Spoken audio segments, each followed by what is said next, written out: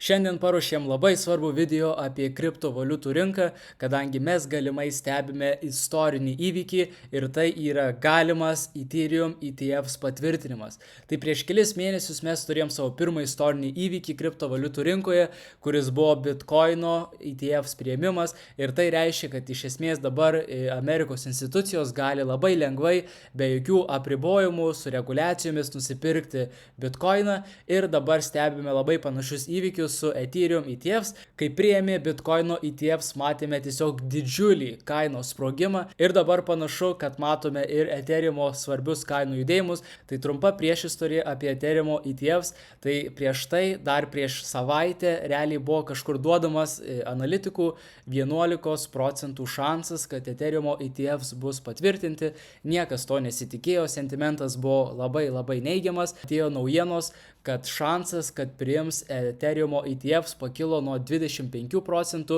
iki 75%. Ir kodėl taip įvyko, pasigilinsime šiek tiek vėliau, bet tik sulaukime šių žinių ir iš karto visa rinka labai smarkiai sureagavo ir Ethereumas pakilo beveik 25%, kas yra labai daug, ir visos kitos kriptovaliutos taip pat seka. Tai per vieną dieną realiai viskas labai pasikeitė, kadangi atėjo iš niekur nieko SEC ir iš pradžių jie visiškai neengagino, jie nieko nesakė, nieko nesireiškė apie Ethereumo ETFs ir kaip tik atvirkščiai atakavo Ethereumą, o po to iš niekur nieko atėjo ir pasakė, kad ir paspartino visas institucijas, kurios aplikavo gauti Ethereumo ETFs, paspartino juos užfailinti tam tikrus dokumentus, kurie yra reikalingi patvirtinimui ir dėl to pakilo šansas net iki 75%. Dabar vėl turime šiek tiek update'ų apie tai ir tai update'ai yra, kad tai vyksta ir mes turime bent jau 5 institucijas, kurios užpildė reikiamus reglamentavimus, reikiamus failus ir pateikė SEC tam, kad būtų patvirtinti Ethereumo ETFs. Kodėl dabar visi taip tiki, kad iš niekur nieko Ethereumo ETFs bus patvirtinti? Tai dėl to, kad viskas labai panašiai vyko ir su Bitcoino ETFs. Tai vyko labai nuodugnios diskusijos, SEC labai buvo engaged su visom institucijom ir realiai iš esmės vyko tas pats, nes buvo pateikiami beveik tie patys dokumentai, kurie yra pateikiami ir dabar paskutinėmis dienomis ir tada mes žinom, kad gavom Bitcoino ETFs ir lygiai tas pats vyksta ir dabar. Šios naujienos jau yra šiandieninės, tai viskas vyksta labai teigiamai ir dabar pasižiūrim į chartus, kaip tai paveikė Ethereumą ir mes matom, kad prieš kelias dienas, kai išėjo šios naujienos, gegužės 20, mes turėjome vieną žvakę, kuri pakilo net 20% ir tada kitą dieną toliau buvo labai pozityvus sentimentas ir pakilo dar 5%, tai iš viso nuo šių žinių paleidimo mes pakilome net 25%. Ethereumas lydina kelią ir prieš tai buvo labai didžiuliai pakilimai Bitcoino, kai išėjo visus naujienos apie Bitcoin ETFs, o dabar, kadangi viskas sukasi apie Ethereumą, Ethereumas šiuo metu kyla daugiausiai ir dabar per kitas kelias dienas viskas bus gana paprasta, rinka dabar šiek tiek pailsės, padarys mini korekciją ir rytoj jau yra deadline'as SEC patvirtinti arba atmesti. Tai ties Ethereum ETFs mes stebime gana istorinį įvykį, viskas kol kas vyksta labai panašiai kaip vyko ir su Bitcoinu ir po to šiek tiek pasigilinsim dar į priežastis, kodėl viskas taip sparčiai pasikeitė, bet dabar pašnekam apie Bitcoino ETFs ir mes matome, kad institucijų sentimentas irgi padarė 180 laipsnių kampo apsikeitimą ir prieš tai, ką mes matėm, kad buvo labai sustoję inflows, tai reiškia netgi buvo neigiami inflows, nes Grayscale, GBTC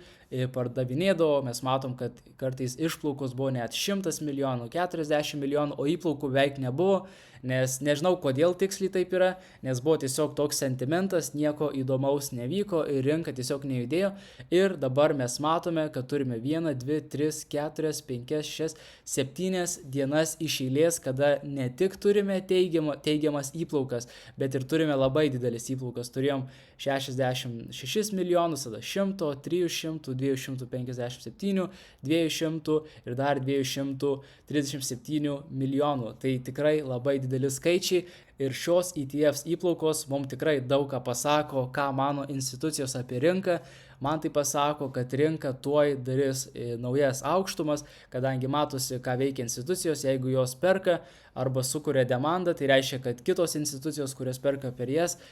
tiki arba žino, kad greičiausiai rinka tuoj keliaus į viršų, nes jie vis tiek žino apie makroekonomiką, žino, kas vyksta su palūkanų mažinimu ir taip toliau. Tai toks sentimentas tarp institucijų mums gali pasakyti, kur toliau keliaus rinka ir tada, kodėlgi viskas vyksta. Tai viskas prasidėjo nuo Trumpo. Trumpas pradėjo labai teigiamai pasakyti apie kriptovaliutas ir iš esmės visi galiausiai rinkimai pasidarė apie kriptovaliutas, nes Amerikoje yra gal 80 milijonų žmonių, kurie turi kriptovaliutas, tai ten jie lygina, kad yra panašiai kaip tiek amerikiečių, kiek tiesiog turi šunis, ir Demokratų partija buvo ta partija, kur yra Bidenas, kur yra SC Gary Gensler, ir jie priimdinėdavo labai neigiamus sprendimus kriptovaliutų rinkai ir dėl to supykdė daug žmonių ir jie vos nebūtų žinoma kaip partija, kuri eina prieš 80 milijonų žmonių įsitikinimus, tai iš esmės vos ne kaip paraleliai, kaip partija, kuri eitų prieš šunų augintojus amerikiečius. Tai Trumpas pradėjo to naudotis ir pradėjo daryti visokius teigiamus pasisakymus apie kriptovaliutų rinką ir taip laimėti balsuotojų balsus. Ir dabar, ką daro Biden administracija, bando nepasivyti ir viskas labai greitai vyko per kelias dienas, kai jie padarė 180 laipsnių kampo pasikeitimą ir tiesiog pradėjo daryti teigiamus sprendimus, pradėjo vetuoti senas reguliacijas, kurios kenkia kriptovaliutų rinkai ir panašius dalykus. Tai tokia yra priežastis šio apsisukimo ir dabar SEC Gary Gensler tik prieš kelias dienas tolygiai su praeitais pasikeitimais nusprendė, kad dabar jau laikas, prieš tai atakavo Ethereumą, o dabar nusprendė, kad tiesiog laikas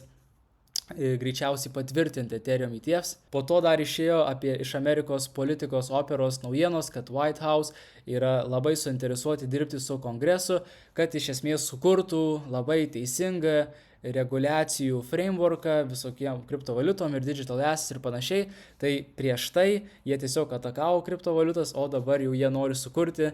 labai tvarkingas reguliacijas ir taip toliau ir taip toliau. Tai iš esmės realiai visi rinkimai dabar yra labai stipriai susiję su kriptovaliutų rinka. Taigi kriptovaliutų rinka juda labai sparčiai ir kiekvieną dieną išeina labai svarbios naujienos, kiekvieną dieną vis kažkas naujo įvyksta techninė analizė. Tai jeigu norite būti informuoti apie viską, sekti visas naujienas, spauskite subscribe šiam kanalui, kadangi planuojame kelti labai daug turinio ir ne tik apie naujienas, ne tik apie techninę analizę, bet ir daug edukacijos apie kriptovaliutų rinką. Tai jeigu norite edukuoti save visiškai nemokamai, spauskite subscribe ir taip pat galite prisijungti į mūsų nemokamą Telegram grupę, kur tiesiog iš karto gausite notifications apie svarbiausias naujienas, gausite nemokamus signalus ir gausite nemokamas analizės.